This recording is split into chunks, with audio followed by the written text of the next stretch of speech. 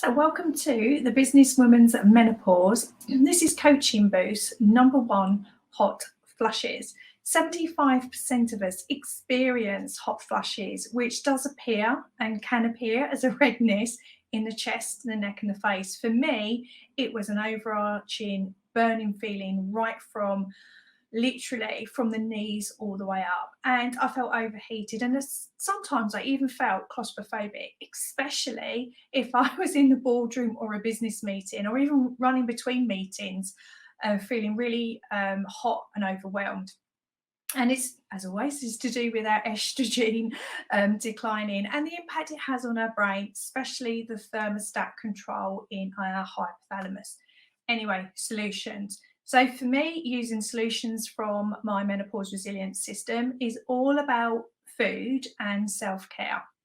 Sometimes we don't always think about food and particularly drink for the link with hot flushes. And it was only when I started to look at what was triggering my hot flushes, which is linked to the diary below. So for me, is having that balanced meal of protein, carbohydrates, and healthy fats. So our body is getting everything it needs from those micronutrients is really, really important.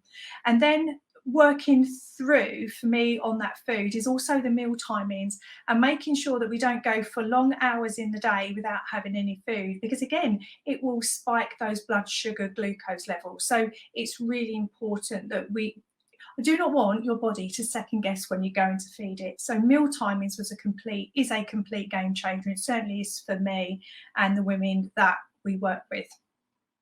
And then also looking at, there are a lot, I always say to women, just check all of your supplements, but there's definitely your magnesium, vitamin E, B12 and omega fatty acids, and making sure you've got those in your diet as well.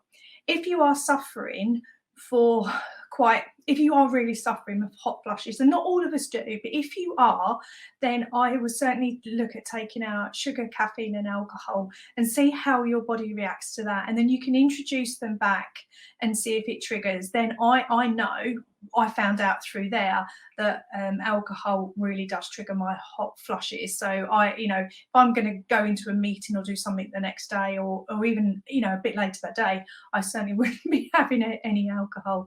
And sugar definitely triggers off my hot flushes. So really keep a food diary, and we're all unique, and what might be with one person is not necessarily the same as somebody else. So make sure you track your own food and alcohol and sugars as well. And then in terms of self-care, we don't always think about move, but we really must keep our body moving, and we have the 4 S's to do that. And it's making sure that our systems are all functioning as they should do. And that is really, really important. And then clothing. Oh my God, clothing. I found when I was having maybe a period of really a lot of hot flushes, that I would be very careful about my clothing and certainly wear layers, etc., and make sure they're loose fitting and breathable and natural fabrics. It doesn't always have to be an expensive fabric. Find out what you suit, as long as it's natural and it can take away the sweat quite quickly, and then it keeping your body fresh. And that's why layers absolutely work for me. I was always pashmina up one minute and then taking it off the next. It makes it a lot easier. And when I am training and working out, a good quality sports clothing is just great, because that's what it does. It takes sweat away anyway. Again, you don't need any specific clothing as such. Just make sure you wear what's suitable for you. And then there is that element of calm. So for me, if that anxiety levels were going up and I was heading into a big meeting or a boardroom, it can absolutely trigger those hot flushes. So whatever calm looks like to you, make sure you build that in. And especially if it is a trigger for you and you are going to do a board presentation or a meeting or something, a key pitch to somebody, just be mindful about the calm. And sleep.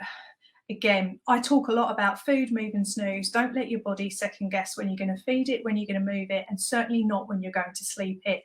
You do need that. And I know it is hard, and as another coaching boost on disrupted sleep, but start with consistent schedule of going to bed and waking up. It really does help. And keep a diary, because we are all different. These are the main themes that I know trigger me and the women that I work with. keep a diary that's for you.